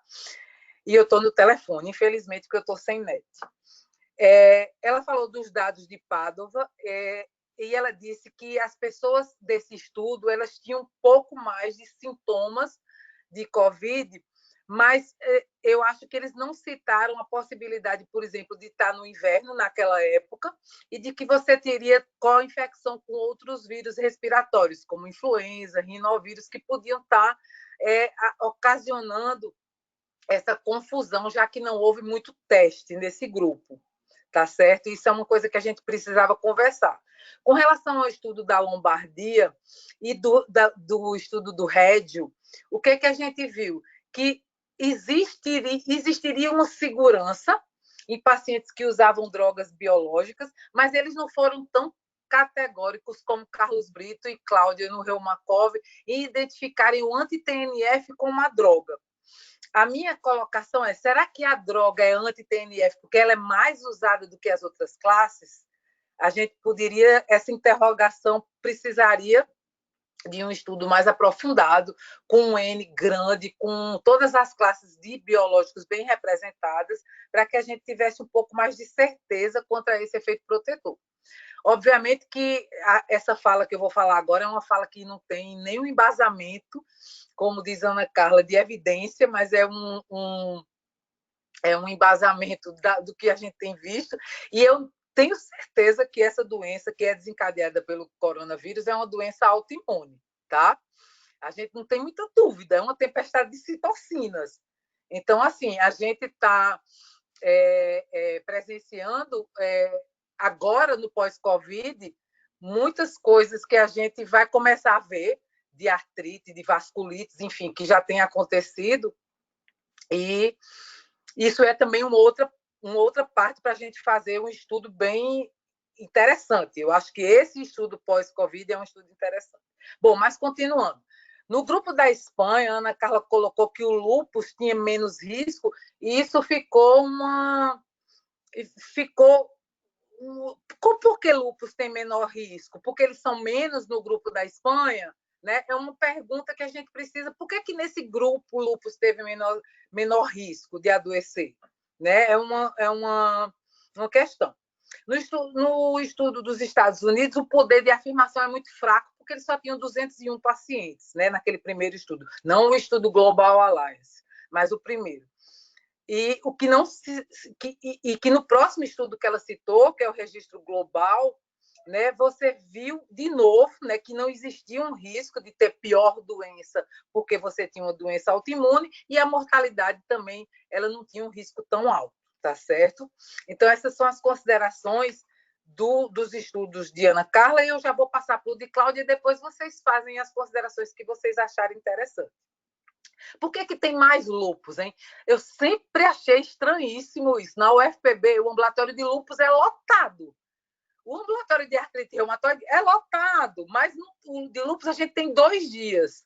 Então, talvez seja porque esses centros universitários, geralmente, eles tratam mais essas doenças, e talvez a gente, enquanto professor, já estejamos treinando os nossos alunos para tratar a artrite reumatoide na atenção básica. Então, talvez possa ser esse fator aí que faz com que a gente aqui tenha tanto lúpus, muito mais do que os outros centros, né? Quando fala em relação à mortalidade e UTI, né, a gente viu que a ciclofosfamida, o pulso de metil e o corticoide via oral estavam imbricados, né, na letalidade e na hospitalização e UTI, mas os outros estudos eles não foram categóricos em afirmar isso, né, Cláudia? Então, faltou nos outros estudos que a Ana Carla citou, talvez isso não foi avaliado, né? Esmiuçar, por exemplo, ciclo e corticoide, né? E metilprednisolona e corticoide via oral. E, de novo, né, o efeito protetor do anti-TNF, eu acho que ele precisa ser esclarecido, porque ele é o mais usado do que todos os outros, né, do que as outras classes. E, por último, com relação à esclerose sistêmica, né, que não deu o menor trabalho a gente aqui, eu acho que eu fiquei surpresa realmente, o ambulatório de esclero a gente funciona, e a gente tem separado, e a gente teve quase nenhum caso, se eu não me engano, de Covid ou de pacientes nossas internadas, tá certo? Talvez essa presença de esclero nesse trabalho, se eu não me engano, que vocês usaram os critérios do Ministério, será que porque não obrigatoriamente você tem que fazer essa urologia e só o pulmão já é um critério importante para você diagnosticar e talvez o vidro fosco tivesse presente nesses casos? Então, pode ser uma afirmação, né? O vidro fosco, gente, vai dar muito trabalho a gente, porque esse povo está saindo com vidro fosco, tá certo? E a gente vai ficar em dúvida, será que isso é da nossa doença? Será que isso foi daquela infecção?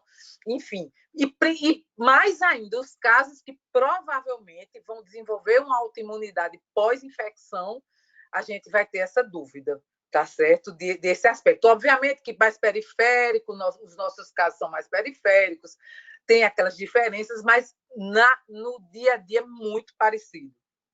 E, de novo, né, o grupo do Mário Pinotti, que tinha sido vacinado, ele teve menos Covid. Será que porque ele teve menos síndrome gripal, então quando a gente ligava perguntando, você teve sintoma gripal hoje? E será que ele teve menos e, portanto, ele também foi menos alocado no grupo Covid, né? Talvez seja esse o fator protetor, protetor sintomático, tá? Então, gente, vocês duas estão de parabéns. Essas foram as minhas colocações do que eu vi, aprendi muito hoje. E aí eu queria ver a opinião de vocês e depois a gente vai para as perguntas lá no chat, tá certo? Vou ativar Aninha, você aqui. pode começar. Tá, eu ativei aqui o microfone, vocês me ouvem, né? Pronto, vou tentar responder, porque até são muitas considerações, mas eu vou tentar, bem rapidamente. Sobre o primeiro estudo italiano, de Veneto, realmente, em todos eles, na verdade, em todos os que se relacionam a inquérito por telefone aos pacientes, eles fazem essa menção sobre a testagem. né? Primeiro que a testagem não vem para todos, não é disponível para todos, e eles sempre colocam isso na discussão quanto à relevância dos achados. Sobre o estudo da lombardia, que eles falaram do papel do anti-TNF, enfim, na verdade o que eles quiseram chamar a atenção mesmo é que a incidência de Covid é muito semelhante à população geral da região da Lombardia e que os pacientes devem ser encorajados a manterem os seus tratamentos biológicos de base. Acho que isso foi um ponto fundamental que eles colocaram na discussão, os pacientes deveriam manter, era encorajador esse resultado que substancia a manutenção da droga biológica e que esses pacientes devem adotar distanciamento social. Então, acho que foi o que mais os autores frisaram. Todos falam das limitações metodológicas, do N, né, o número de pacientes confirmados e infectados, e todos falam de estudos, né, de coorte, né, para avaliar prognóstico, avaliar acompanhamento, a gente tem que ter coorte prospectivo, mas isso requer um tempo, e todos eles colocam isso em suas discussões. Eu até quero colocar um fato meu que eu só me liguei quando a Claudinha estava falando, que realmente quando a gente apresenta os dados, confunde um pouco do inglês para o português, mas quando a gente fala morte, na verdade é letalidade, né? Claudinha falou de uma forma muito calma, eu talvez tenha falado muito mais rapidamente, mas é a letalidade, né? Que a gente está vendo número de casos, número de doentes sobre número de casos confirmados, isso é a taxa de letalidade, né? Então a gente, quando eu falo morte, a morte é a letalidade nesse conceito epidemiológico, né, metodológico.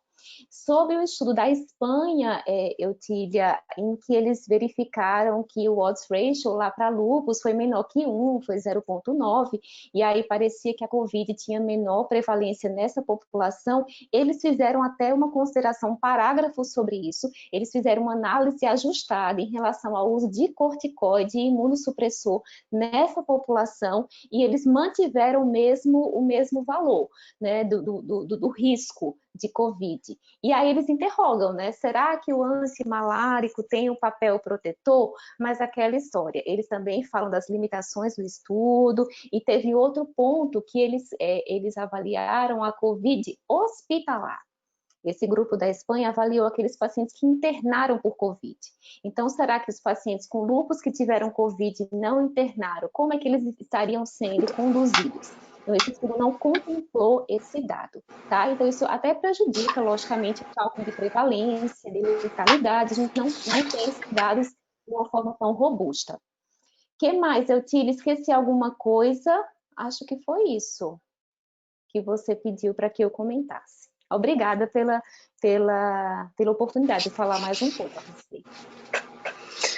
Cláudia, você pode falar também. Então, na verdade, eu queria só agradecer aí os seus comentários, o que você colocou.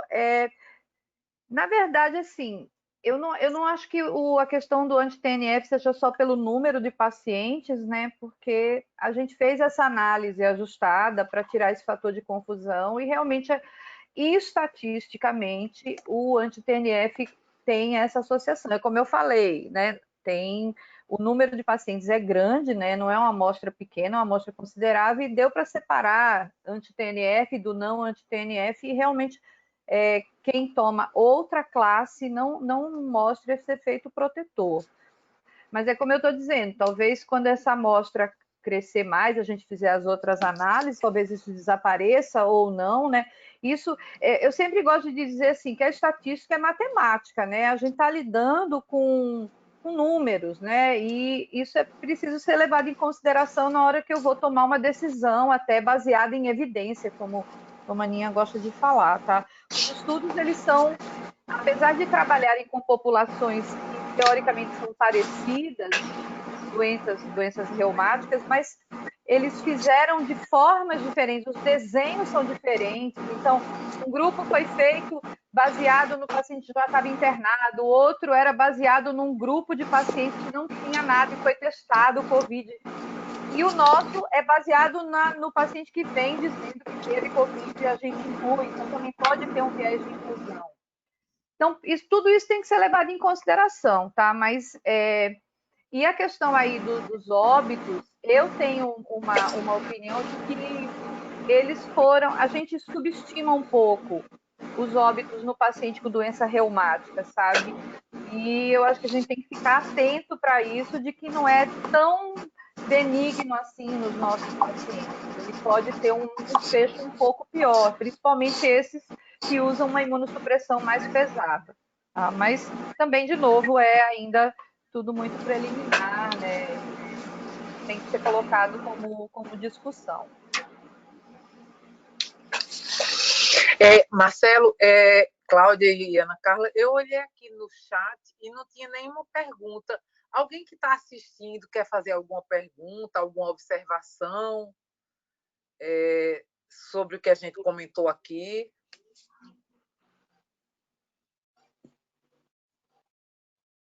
Se não tiver ninguém querendo fazer uma pergunta, eu tenho só uma observação. Inicialmente foi colocado por Ana Carla, né, que das medicações imunobiológicas que talvez trouxessem algum benefício, o etanercept e o tocilizumab mostravam-se como benéficas. Inclusive, o tocilizumab entrou depois em alguns protocolos dos Estados Unidos, se eu não me engano, para tratamento das formas mais graves. Mas, no final, tanto a hidroxicloroquina como o tocilizumab parece que, na revisão, não mostraram diferenças, nem para mais nem para menos, né? E só considerar em relação ao hidroxicloroquina, já foi falado sobre o tocilizumab, se vocês pudessem conversar um pouquinho.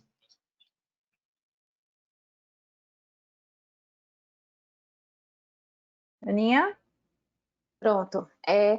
Marcelo, inclusive, acho que foi ontem ou anteontem, saiu, a Roche se posicionou em relação ao uso, não sei, eu até nem sei se isso é fake news. Enfim, eu vi Claudinha me ajuda, mas eu vi alguma coisa sobre o uso do tocilizumab para COVID e foi assim, foi ruim. Não teve o desfecho esperado e não entrou, então, no possível assinal terapêutico para formas graves de COVID. Aquele paciente que eu apresentei em um dos estudos lá, ele usou tocilizumab, mas, assim, o desfecho foi bom, mas é um paciente, né? A gente não tem como inferir, fazer uma inferência para uma base populacional maior. Mas eu não tenho nenhuma outra nova informação além dessa da Roche que eu vi recentemente. O tocilizumab no Reumacob, o número de pacientes tomando era muito pequeno, então nem deu para analisar nada. Realmente eram, nesses 344, se eu não me engano, assim de cabeça, eram 11 tomando tocilizumab, então não deu para fazer nenhuma análise assim mais específica, mas assim, realmente não tem ainda... Não dá para bater o martelo, né, Ana, em relação a usar como tratamento de Covid, até porque alguns realmente não tiveram esse desfecho aí tão favorável, né? Ficou todo mundo muito animado na época, mas assim, a minha opinião pessoal é de que o velho e bom corticoide para esse paciente é melhor do que qualquer outro tratamento. E no começo, quando disseram assim, não pode usar corticoide, disse, meu Deus, como não pode usar corticoide? O racional é todo para o corticoide, né? E agora isso está sendo mostrado, né? Então, mas eu acho, sabe, Marcelo, que diante de um desespero aí, de um quadro grave, que você já tentou outras coisas, né? Se estiver disponível e houver um racional para isso, mas não dá para bater, não. Se foi possível diferenciar os anti-TNF, a gente não tinha essa pergunta separada, não. Anti-TNF como classe, né? Eles já estavam os 5 ali, não dá para separar, infelizmente. Tinha algum dado com colchicina, Cláudia, nesses estudos, nessas pessoas do Reumacob? Não. Ninguém usou colchicina, não. Tinha outros tratamentos alternativos aí que o pessoal usou, que a gente até anotou, ivermectina e outras coisas, mas colchicina não apareceu ninguém, não. Aninha, você quer comentar alguma coisa? Tem uns estudos recentes com colchicina na fase inicial. Você está sabendo ou quer comentar alguma coisa sobre isso? Doutora, a senhora quer abrir sua câmera ou não? Porque a senhora está fazendo as perguntas para aparecer? A minha não está aberta, não? Tá, não. Não. Enquanto Tília vai abrindo a câmera, eu vou falar. Na verdade, Tília, quando eu fiz a busca, eu fiz uma busca de alta sensibilidade. Apareceu? Isso. Fiz uma busca de alta sensibilidade, mas tomando como foco, né, o uso de drogas imunobiológicas, imunossupressoras. Então, eu teria que refazer, estou à disposição, refazer uma nova busca para a gente buscar evidências da colchicina. Eu não tenho como afirmar por essa busca que eu fiz para a apresentação. Teve o estudo do pessoal de Ribeirão Preto, né? Isso. Do Lupino. Lupino, né? Isso. Que mostrou isso. Mas são para as fases agudas, né? E também iniciais. Iniciais. Eu estou falando isso, gente, porque tem um grupão de reumatologistas do Brasil todo, e eu estou vendo. Claro que a gente está falando isso informalmente. Baseado nesse estudo, que foi até para a televisão, né? Esse estudo da USP de Ribeirão, e as pessoas estão fazendo muito na fase inicial, né? Eu vejo muita gente tocando nesse assunto e se embasando nesse estudo. Então, eu acho que esse estudo tem uma importância aí nesse sentido, mas como a Cláudia falou, bem na fase aguda mesmo. Faz sentido, né? Anti-L1 é anti-tudo. Tem uma pergunta aqui, Laís está fazendo, em relação à artrite relatada, se foi questionada a possibilidade de co-infecção com chikungunya, né? Laís, tem alguns relatos que eu já tenho escutado de pacientes co-infectados com os dois vírus. E alguns que fazem IgM positiva, tanto para Covid quanto para chikungunya. Eu não vi nenhum, eu vi o pessoal relatando, né? Mas no Reumacov, especificamente nesses que estão coletados, a gente não sabe. Existe uma proposta de um desdobramento do estudo, que é fazer a sorologia para chikungunya nos pacientes que naquele momento estavam com artrite e ver se eles tinham IgM, mas não sei se isso será viável posteriormente, né? Teria que ser feita uma coisa com PCR para ser um resultado mais eficaz.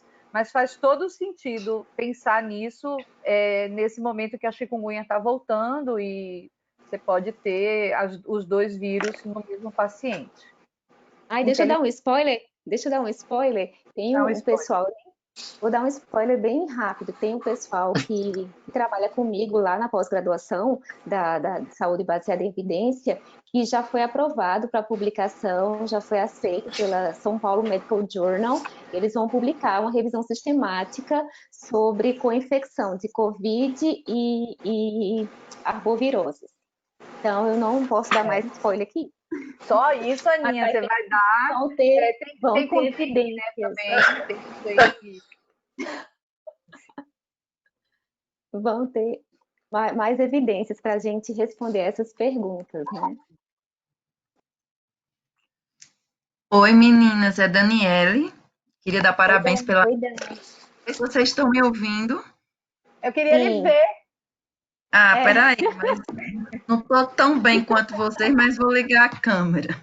Eu acho que esse é o grande problema da gente não ligar a câmera, né, Dani? Que a gente está naquele momento assim, meu Deus, eu vou dormir, eu já lavei o cabelo, eu vou passar o creme, né? Olha a cara, eu não sei se eu estou aparecendo para vocês, mas... Ainda não. Fique à vontade, fique à vontade. Ai, não deu certo ainda. Mas vai lá. Agora eu acho que vai. Agora tá ótimo. Boa noite. São Paulo, diretamente de São Paulo, exatamente. Parabéns pelas aulas, foram muito boas. Eu queria só colocar um questionamento para a Cláudia em relação ao dado que você apresentou do Reumacov. E aí você mostrou que o maior número percentual de pacientes infectados foram nos pacientes lúpicos, e mostrou também que um dos fatores que estava lá presente em todas as análises era o uso do corticoide. E aí ficou o questionamento, se era porque nossas amostras eram viciadas, já de muitos universitários, ou será que é porque a maioria dos pacientes lúpicos são os nossos pacientes autoimunes que mais usam corticoide? Assim, dentre as outras, uma dose maior, proporcionalmente, se a gente for analisar esclero, AR, que tem usado biológicos e tem tirado cada vez mais cedo o corticoide, ou será que é o uso do corticoide que tivemos mais lúpicos? E Então, uma outra Dani, questão só que vocês falaram aí, eu quero só comentar que eu tive 2 casos de consultório com sorologia positiva para COVID e para chikungunya, recentemente, mês passado, porque a gente está praticamente numa epidemia de chikungunya, né, em João Pessoa, e voltando. E aí as pacientes, elas tiveram quase nenhum sintoma, assim, mais característico de COVID, mas fizeram cutâneo e articular, e aí, mas tinha sorologia de COVID, inclusive com PCR, e tinha sorologia de chikungunya também. E aí, concomitante. assim, a gente tratou como chikungunya, né? Está tratando como chikungunya, e o COVID ficou mais aquele quadro que evoluiu benignamente. Não sei como é que elas vão evoluir a longo prazo, se terão alguma manifestação de fadiga crônica, que a gente tem visto mais no COVID, ou se a gente vai considerar tudo pela chikungunya posteriormente, não sei. Eu acho que tem muita coisa depois para a gente aprender com as duas doenças juntas, não sei, tentar comparar. Sem dúvida. Ô, Dani, em relação ao que você falou do lúpus, eu tive a mesma impressão, né? Que, na verdade, a gente tinha mais paciente, o corticóide apareceu muito porque tinha mais paciente com lúpus e paciente pulsando e tal. E aí, assim, eu não ia nem falar isso, não sei se tá zoada o que é, não sei, estão me ouvindo? Agora tá. Tá. Eu não ia nem falar isso, porque eu achei estranha a análise, mas é um resultado que é parecido com o que a Ana Carla mostrou. Quando eu calculei, fiz a análise de regressão, o lúpus apareceu como um fator protetor. Então, ter lúpus diminuiu a chance do paciente ir para a UTI ou ser hospitalizado. Então, não é o lúpus, é o corticoide mesmo, entendeu? Então, quando a gente fez essa separação, a gente vai fazer essa análise mais bem feitinha no grupo todo, mas eu nem incluí isso não vai entrar no artigo, não, porque eu acho que é demais a gente afirmar isso, sabe? Mas veja que já teve um resultado anterior, de um estudo anterior, que mostrou isso, né? Que os pacientes com lúpus tinham menos. Então, vamos ver o que é que vai rolar. Mas é o corticoide, é o uso crônico do corticoide. Esses pacientes com lúpus que tinham menos... Obrigada. Foi no Reumacob ou no Mário Pinotti, Cláudia? No Reumacob. Do Reumacob. Tá. Então, acho que não tem mais perguntas. Alguém quer falar? Alguém que está assistindo quer falar? Abrir o microfone? Hein, Marcelo? Eutília? O Gasto tem alguma dúvida? Ninguém está se manifestando aqui, não. Não. Camila fez uma pergunta sobre o estudo que mostrou a pior evolução com o secukinumab. Foi aquele estudo americano da Universidade de Stony Brook, mas é com um número bem pequeno, foi um paciente só, e eles só fizeram relatar isso e aventar a possibilidade de estudos posteriores que possam fazer a relação entre o secukinumab e piores desfechos, mas eles não foram taxativos em predizer que esse medicamento vai determinar uma COVID mais grave. Tá? Eu passo depois, se você precisar de mais dados, eu passo na íntegra o artigo. Gente, eu não sei se vocês têm essa... E aí a gente está conversando aqui entre colegas de profissão. Eu não sei se vocês têm essa ideia, mas eu acho que os pacientes da gente não deram trabalho a gente. O que vocês acham? Eu acho exatamente igual, eu acho que seriam até minhas palavras finais, assim, de considerações finais em relação à minha experiência, né, tanto em consultório quanto no hospital universitário. A minha impressão é que realmente esses pacientes podem sim estar sob maior risco de infecção por Covid, assim como estão com maior risco para infecção de via aérea superior de uma forma geral, ok, mas parece que esses pacientes, quando infectados por Covid, não ficam graves. Não tem maior hospitalização, não tem maior taxa de letalidade, esses pacientes não têm piores desfechos. Claro que eu estou falando baseado em experiência, né, na minha visão, mas eu acho que a gente já conversou sobre isso, né, Eutília, a gente compartilha dessa mesma opinião. Até agora a gente só teve uma paciente lá no Hospital Universitário, Claudinha sabe, que ela foi a óbito, uma paciente lúpica, que até um lúpus se complicou com infecção, ela teve infecção bacteriana, então é uma paciente que tinha já uma gravidade maior quando adquiriu Covid, e outro paciente que tem lúpus diagnosticado na enfermaria, evoluindo com hipoxemia persistente, foi para a UTI, Covid, e evoluiu bem. Esse paciente era um paciente grave, foi para ventilação mecânica, invasiva, mas depois voltou e recebeu alta e está bem. Pronto, os outros foram por inquérito telefônico, por teleatendimento, muito tranquilos, foram às UPAs, fizeram a testagem, deu positivo, foram para casa, manteram o distanciamento, suspenderam suas medicações ou atrasaram as suas infusões, mantiveram corticoide, mantiveram drogas sintéticas e ficaram bem. A impressão que eu tive até agora foi com esse cenário. Minha gente, boa noite. Eu estou caladinha aqui, mas é porque eu tive que entrar atrasada. Perdi boa parte da sua aula que havia, Carla, que foi maravilhosa, mas eu prometo a mim mesma, nem a você, de assisti-la gravada depois. Eu quero parabenizar minhas amigas queridas. É estranho esse barulho desse microfone, não tá? Doutora Tília, eu acho que é o seu microfone. Se a senhora pode ligar quando não estiver falando, eu acho que está dando interferência. Acho Pronto. que agora foi. Acertou. Aí, assim, respondendo à provocação de Eutília, quero parabenizar também pela iniciativa de trazer aí, mais uma vez, para a gente. É muito bom ver esses dados. É muito gratificante fazer parte desse evento, desse estudo. É muito gratificante. Eu me sinto realmente muito feliz e honrada em estar nele. Mas aconteceu, eu sou responsável, Claudinha sabe disso, por um centro de infusão público. Eu atualmente, por força da pandemia, eu sou a única responsável por esse centro. E é de lá que eu tenho trazido boa parte dos nossos pacientes que tenho inserido no Reumacorp. E pasme, eu cheguei a fazer infusão num paciente incubado.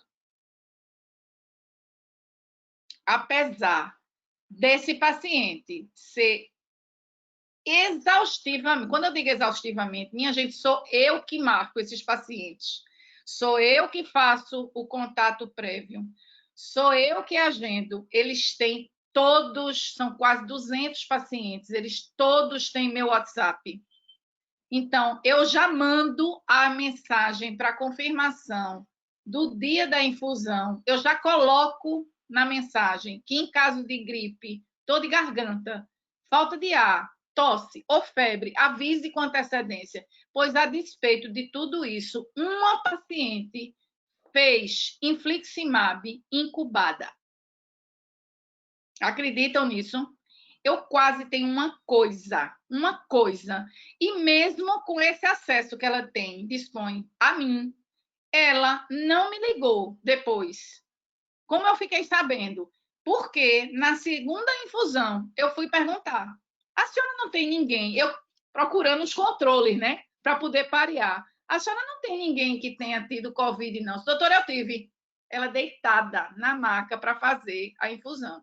E aí vem me contar toda a história. Quando eu fui fazer as contas, 2 dias antes da infusão, 2 dias antes dela formalmente ter a sintomatologia para ela tinha feito infliximab conosco no centro de infusão.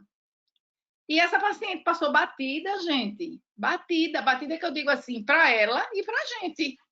Ou seja, algum benefício, eu não tenho dúvida, esses remédios devem fazer. Porque se por um lado aterrorizam tanto a gente, por outro, talvez deem essa suposta proteção que eles tanto precisam, né? Mas parabéns de novo às duas, a você, Eutília, por moderar, e um beijo no coração de vocês. Obrigada, amiga. Eu acho que essa situação que você passou deve ter acontecido muitas vezes, entendeu? Do paciente tomar o remédio sem nem saber que estava doente, né? Porque, às vezes, inclusive, muitos deles são assintomáticos, né? Então, pode ter acontecido. Se é o efeito protetor ou não, o fato é que eles não evoluem de uma forma ruim, né? Eu tenho a mesma impressão que a Ana Carla, nós não tivemos, assim, muitos pacientes graves, tivemos alguns, né, internados. Andréa teve algumas pacientes de esclero muito graves, e inclusive uma faleceu, uma foi a óbito. Andréa está incluindo bastante paciente, Eutília, com esclero, ela tem visto bastante aqui. Mas eu acho que a gente tem que ficar atento no pós-Covid também, né? O que é que vai acontecer depois? E aí já tem aí os dados de síndrome de fadiga crônica, né? Será que esses pacientes vão tudo ficar fibromialgico, com dor e tal? Eu acho que cabe, esse dado talvez vai ser mais importante do Reumacob do que qualquer outro, né? Que a gente possa produzir, que é o acompanhamento mesmo para ver o que acontece no pós-Covid. Gente, eu tenho uma amiga minha desde a infância, uma pessoa que não tem não tem uma condição financeira boa, mas é a minha amiga desde a infância. Ela não tem história nenhuma de autoimunidade na família, teve Covid, teve acometimento respiratório leve, a gente tratou e ela desenvolveu um lúpus que vocês não têm noção, com Hashimoto, com artrite, alopécia, uma inflamação da tireoide com anti-TPO lá em cima. O fã dela é homogêneo, anti-RO positivo e anti-DNA. Então, assim, é uma pessoa que eu conheço desde que eu nasci, ela tem mais ou menos a mesma minha idade e não tem antecedentes familiares nenhum. É um caso, mas eu estou só relatando para vocês e que foi pós-Covid confirmado. Ela fez a sorologia no HU e tem a tomografia com a lesão pulmonar. Então eu acho que a gente está...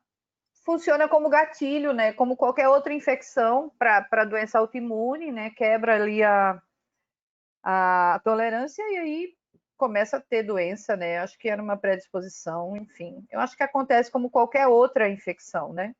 O gatilho.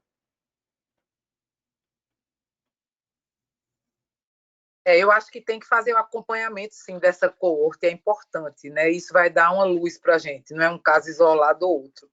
Gente, então tá, foi muito bom, foi um prazer estar com vocês aqui. Aprendi muito hoje, né? Acho que todo mundo que está aqui na sala também. Marcelo, muito obrigado, você é um presidente muito memorável, bacana.